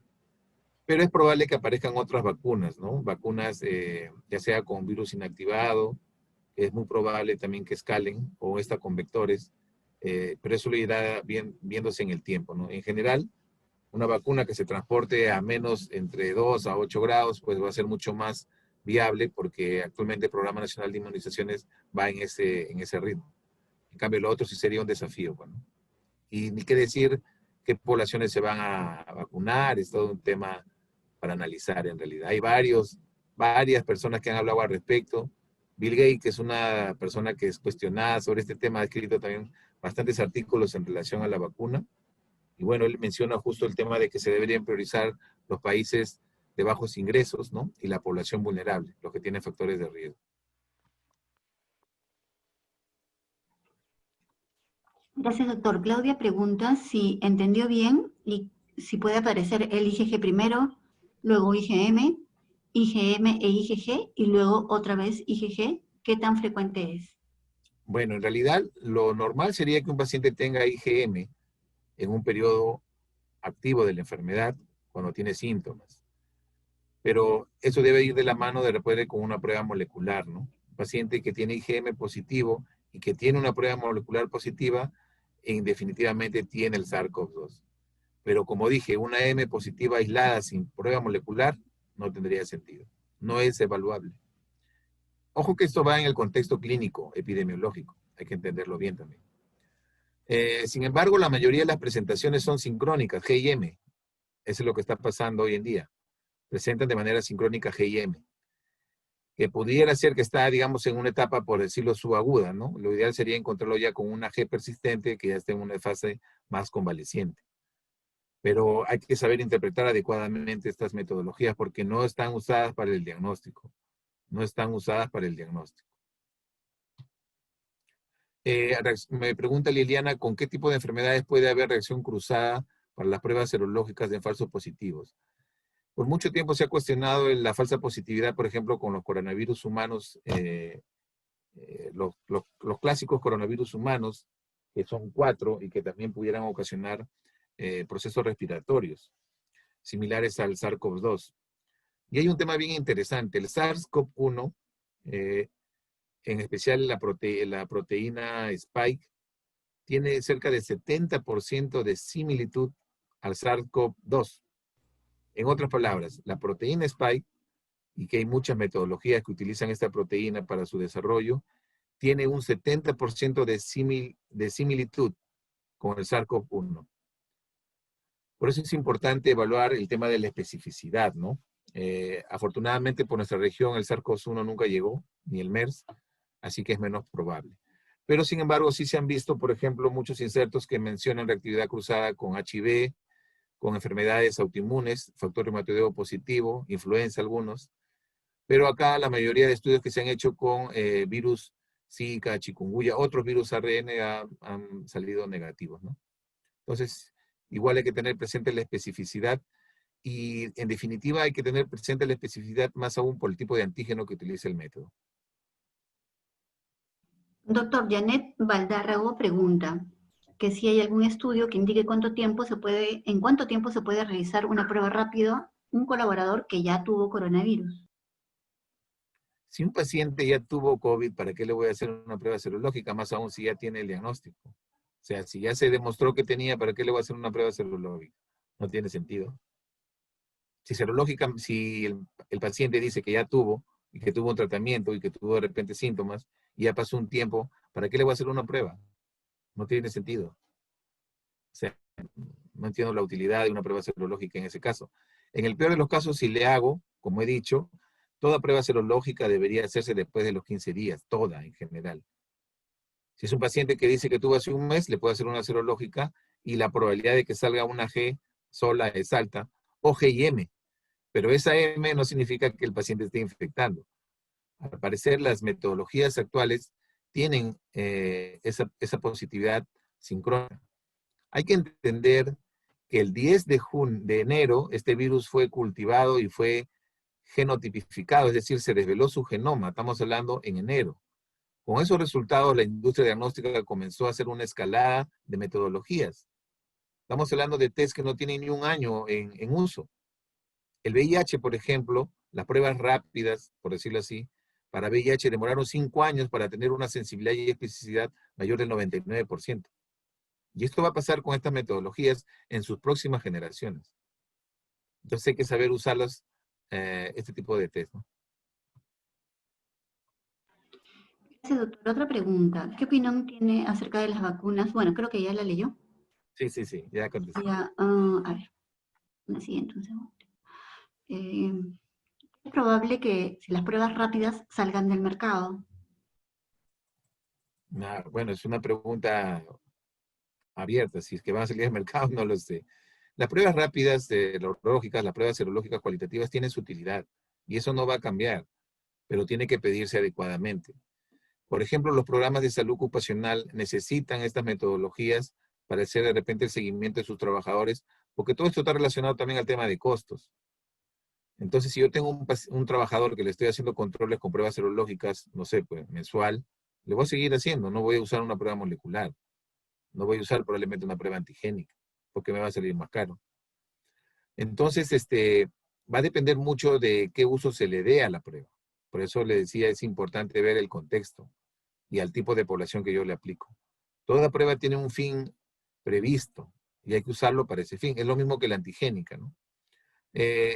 En teoría, si de repente quizás las pruebas serológicas cualitativas van a tener menor uso en la medida que el gobierno de repente invierta más en las pruebas rápidas moleculares, que es lo que está tratando de hacer. Pero igual, implementar las pruebas rápidas moleculares nunca va a tener una capacidad de respuesta ante la demanda. Más aún en este escenario de una próxima segunda ola. Entonces hay que tener presente eso, ¿no?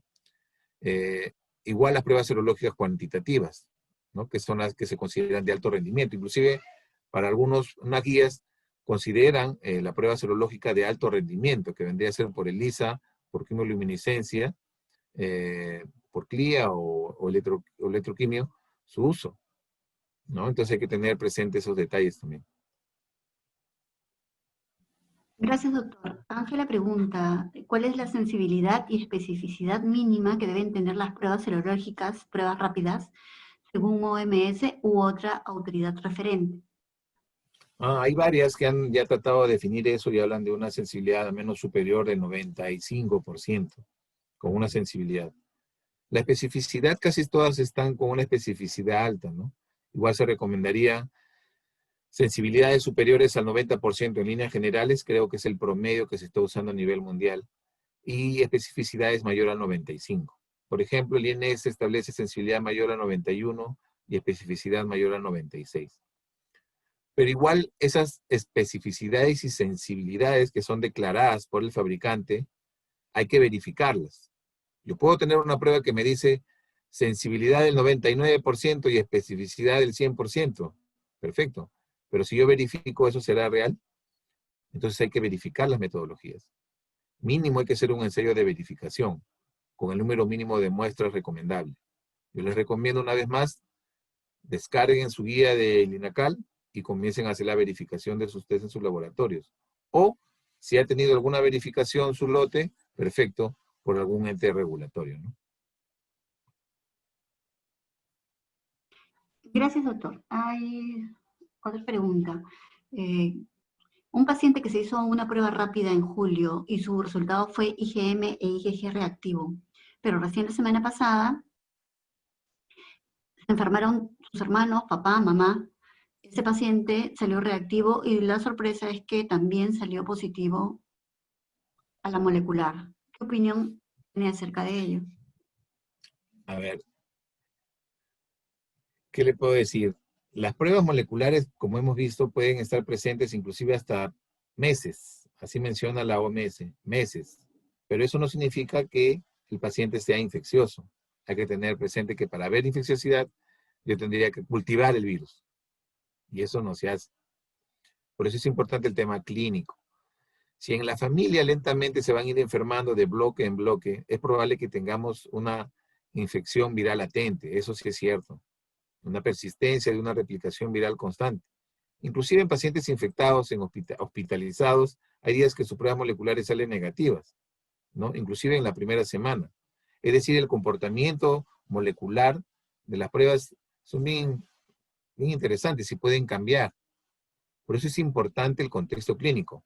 También recuerden que las pruebas diagnósticas son parte del engranaje del proceso diagnóstico. Y en el proceso diagnóstico intervienen otras variables: cuadro clínico, historia clínica, otros métodos diagnósticos, interconsultas, etcétera, etcétera. Plan de trabajo, protocolo, en fin. Es un proceso. Y en ese proceso entran las pruebas diagnósticas. Entonces las pruebas diagnósticas pudieran apoyar la definición de la intervención, pero no son, como quien dice, la última palabra. Es parte de. Hay que utilizarlas dentro de un proceso diagnóstico. Las pruebas moleculares, como he dicho en algunos casos, pueden seguir persistentes por meses inclusive, ¿no? Pero sin que eso signifique que el paciente sea infeccioso. Hay que tenerlo presente. Yo creo que la infecciosidad va más de la mano con la sintomatología. Doctor, Claudia pregunta, ¿qué enfermedades pueden afectar los resultados en pruebas rápidas? ¿Qué interferencias puede haber? Deben ser las reacciones cruzadas, que es lo que mencioné. Lo único es que hay que tener presente siempre la producción de anticuerpos va a ser de repente menor en pacientes con enfermedades crónicas, donde se ha visto que hay una disminución de la producción de anticuerpos, diabetes, hipertensión, enfermedad renal, o enfermedades relacionadas al sistema inmunológico, pacientes inmunocomprometidos, pacientes con enfermedades autoinmunes, etc. Y los que mencioné de la reactividad cruzada. Gracias, doctor. Melissa Montoya pregunta, ¿las pruebas cuantitativas ECLIA serían más eficaces que las cualitativas si se requiere realizar a trabajadores para evaluación o descarte? Bueno, una vez más digo que las pruebas serológicas no se utilizan para diagnóstico. Si queremos usar para diagnóstico, por lo menos invertiría en una antigénica, si es para diagnóstico. Ojo, yo quiero descartar el virus. Si es para ver si hay conversión o no, porque los he estado controlando, en definitiva, una prueba de alto rendimiento, que son las pruebas cuantitativas automatizadas para serología, sí, sería mejor que las pruebas serológicas cualitativas. La diferencia es que las cualitativas te detectan lo que le agregas en la muestra. Ahí viene también otro detalle, ¿no? Mejor es usar plasma o suero y no usar una gotita capilar. Yo recomendaría que utilicen siempre plasma o suero, porque va a haber mayor concentración de anticuerpos, que es lo que estamos buscando. Va a mejorar la sensibilidad de la prueba. Y como les dije, lo que está en la muestra es lo que va a detectar ese test. Ese test no tiene la capacidad de tratar de buscar más. En cambio, las pruebas cuantitativas sí, ya sea por el CLIA o por el ELISA, tratan de buscar, digamos, la mayor cantidad de la sustancia, en este caso el anticuerpo. Es parte del test, la capacidad de buscar. Entonces te va a detectar lo mínimo, ¿no? Ok, gracias, doctor. Carmen Elizabeth Mendoza pregunta, doctor Figueroa, ¿los CT de cada gen de un resultado positivo al SARS-CoV-2 pueden indicarnos la actividad infectante del virus? ¿Puedes repetir la pregunta? ¿Los CT de cada gen de un resultado positivo al SARS-CoV-2 pueden indicarnos la actividad infectante del virus? Ya. Como dije, las pruebas moleculares no se deben usar para detectar contagiosidad. No es lo que recomienda. Si quiero ver contagiosidad, tendría que ser un cultivo viral. Pero las pruebas moleculares no pueden determinarse independientemente de la diana, por lo que he revisado, no. Pero de repente algún especialista en biología molecular puede demostrar eso, ¿no? No lo sé. Yo en realidad tengo experiencia en la parte quizás serológica, pero molecular no soy un erudito. Quizás, no sé, quizás esa persona sabe más, de repente podría ayudarnos en el debate, pero en líneas generales la directriz en especial dice que las pruebas moleculares no se utilizan para ver infecciosidad, ¿no? Para eso se necesita un cultivo viral. Gracias, doctor.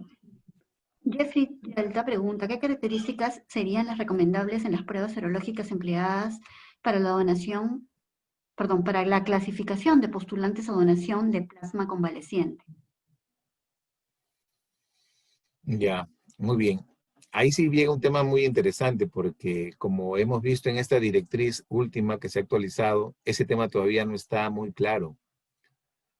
Si hablamos del gol estándar, tendría que ser anticuerpos neutralizantes, que lamentablemente en nuestro país no hay, ¿no? Tendríamos que ver y determinar la concentración de anticuerpos que neutralizan ese virus. Y lamentablemente esa metodología no lo tenemos en el país. Por otro lado, hay muchas bibliografías que tratan de cuantificar o titular, digamos, la producción de anticuerpos, ¿no?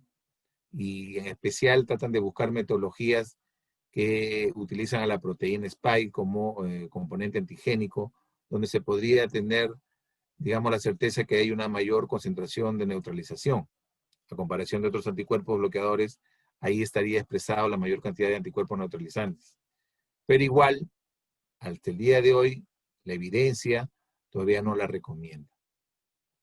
Pero base a la norma nacional, y escuché también hablar, creo, un poco al doctor Cabeza, dijo que en cualquier momento iban a desarrollar los anticuerpos neutralizantes en el Instituto Nacional de Salud.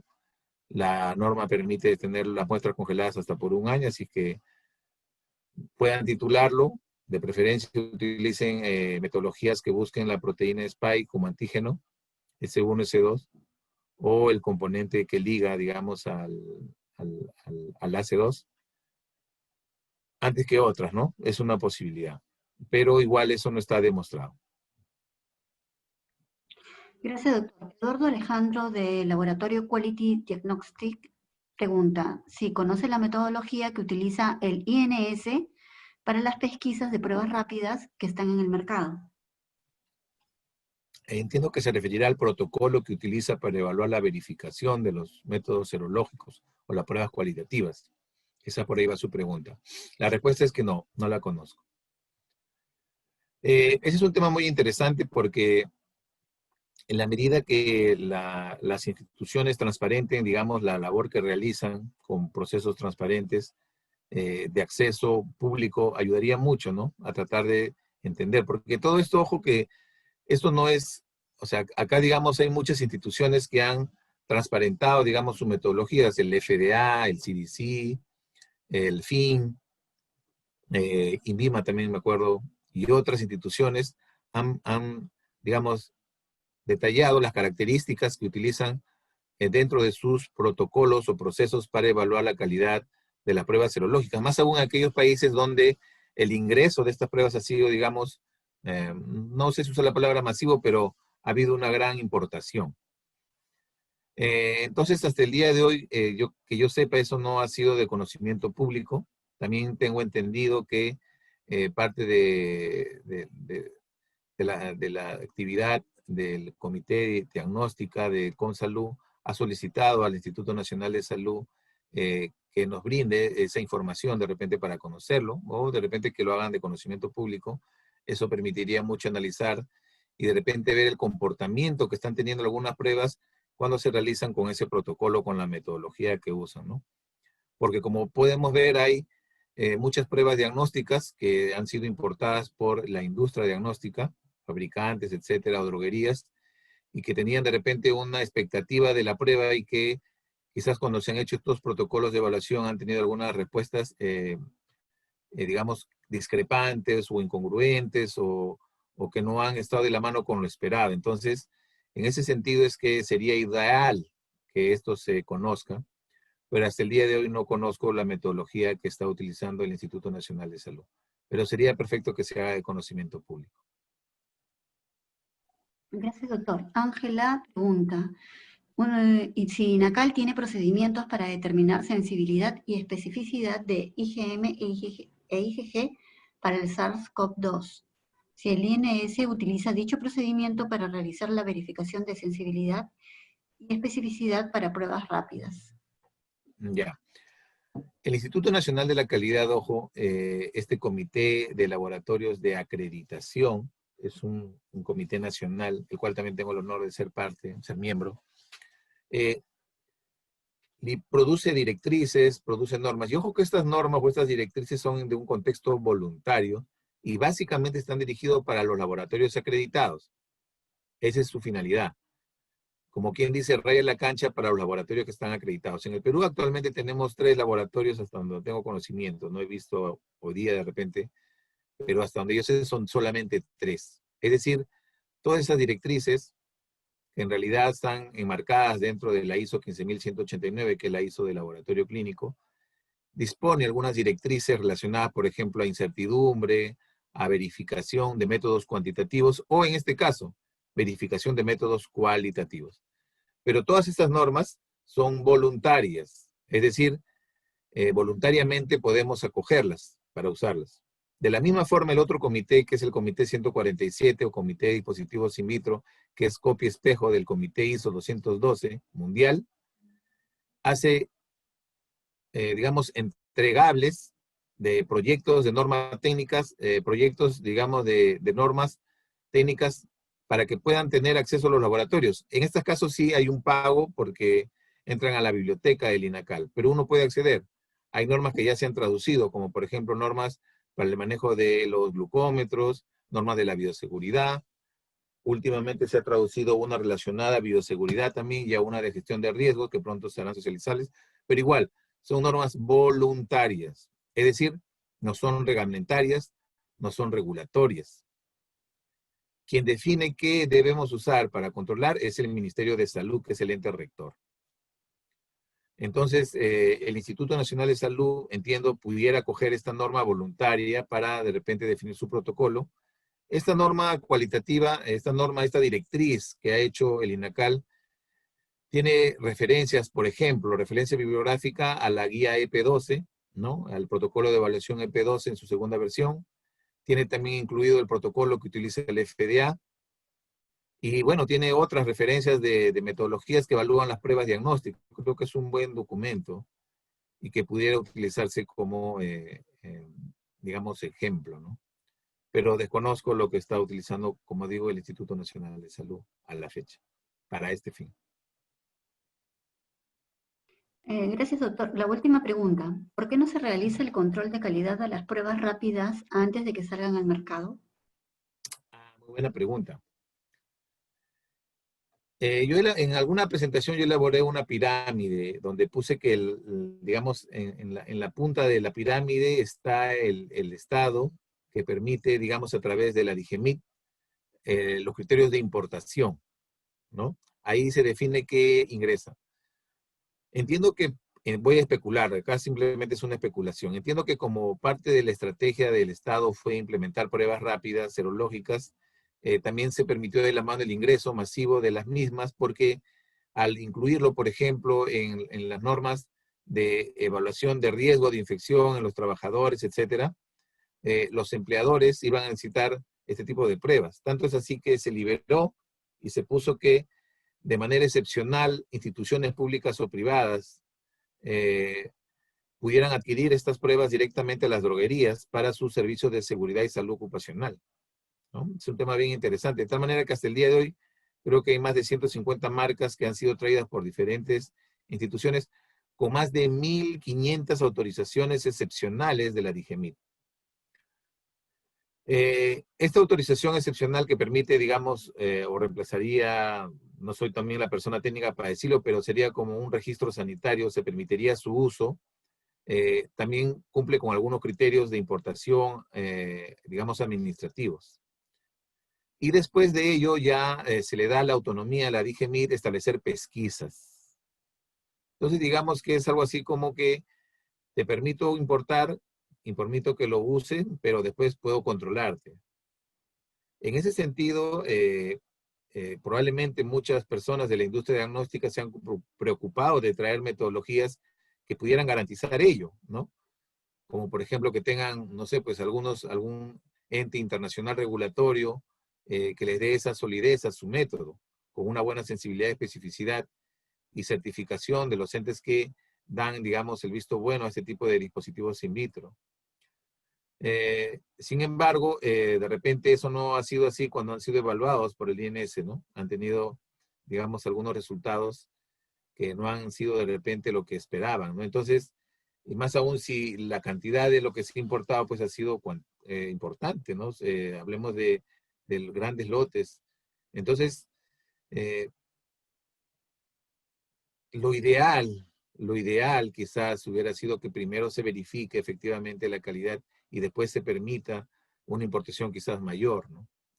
Pero eso es eminentemente una opinión personal. Quizás las personas ideales deberían ser los protagonistas de esas decisiones, ya sea a través del Ministerio de Salud o a través de DIGEMIT, cuáles fueron los criterios de permitir, digamos, la importación importante de estos dispositivos al país y que después se hagan ya el tema de las evaluaciones, digamos, no las pesquisas. Más aún si la misma norma no permite, creo que haya dirimencias. Todavía es un tema más complejo. Pero en realidad yo no soy la persona indicada para responder esas inquietudes, pero más o menos ese es el panorama del contexto. Bueno, no sé, María creo dijo que era la última pregunta. Yo en lo personal estoy muy agradecido por la asistencia de todos los que se han tomado un tiempo y están hasta estos momentos enganchados a la conferencia. No sé si Juan va a dar algunas palabras o Sandro también. Sí, doctor. Muchas gracias. Yo creo que el conocimiento que usted ha demostrado y la humildad con la que se refiere al mismo lo acredita como el profesional que nosotros esperábamos que compartiera sus conocimientos con todo el auditorio.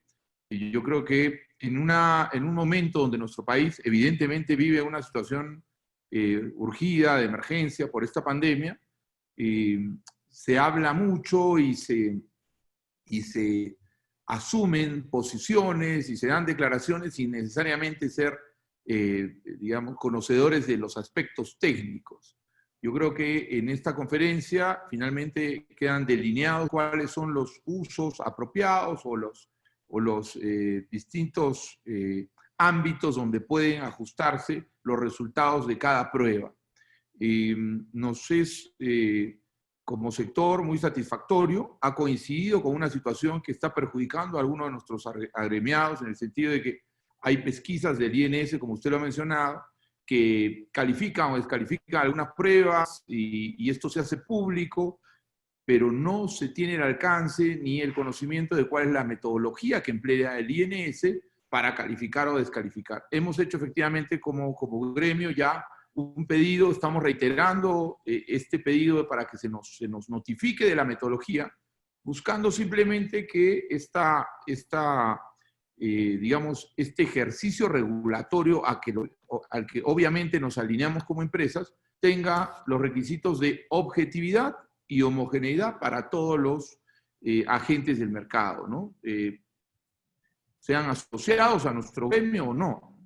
Entonces, bueno, esta coyuntura justamente nos acompaña en esta conferencia donde de alguna manera está relacionada a las pruebas rápidas, pero creo que es satisfactorio, doctor, digamos, el auditorio. Tenemos varias docenas de personas interesadas y que permanecen hasta este momento en nuestra conferencia. Y una vez más, a nombre del sector diagnóstica, del gremio de Consalud, como ya mencioné, nos acompaña Sandro Stapleton, que es el presidente, agradecerle y bueno, convocarlo ya a algunas otras actividades de capacitación que tenemos como fin ofrecer a todos los interesados en estos temas de diagnóstico. Muchas gracias, doctor. Muchas gracias a todos los asistentes también y esperamos que nos acompañen en las siguientes convocatorias para los otros temas que vamos a tener a bien programar. Marco Pala, que es uno de los organizadores, y bueno, y a todos los miembros del comité. María Teresa, muchas gracias y bueno, concluiríamos nuestra reunión del día de hoy. Muchas gracias a Gracias, ustedes por la invitación y bueno, a su disposición. Gracias. Gracias, doctor Juan Manuel. A todos, muchas gracias. Hasta luego. Cuídense. Gracias. Chao, chao.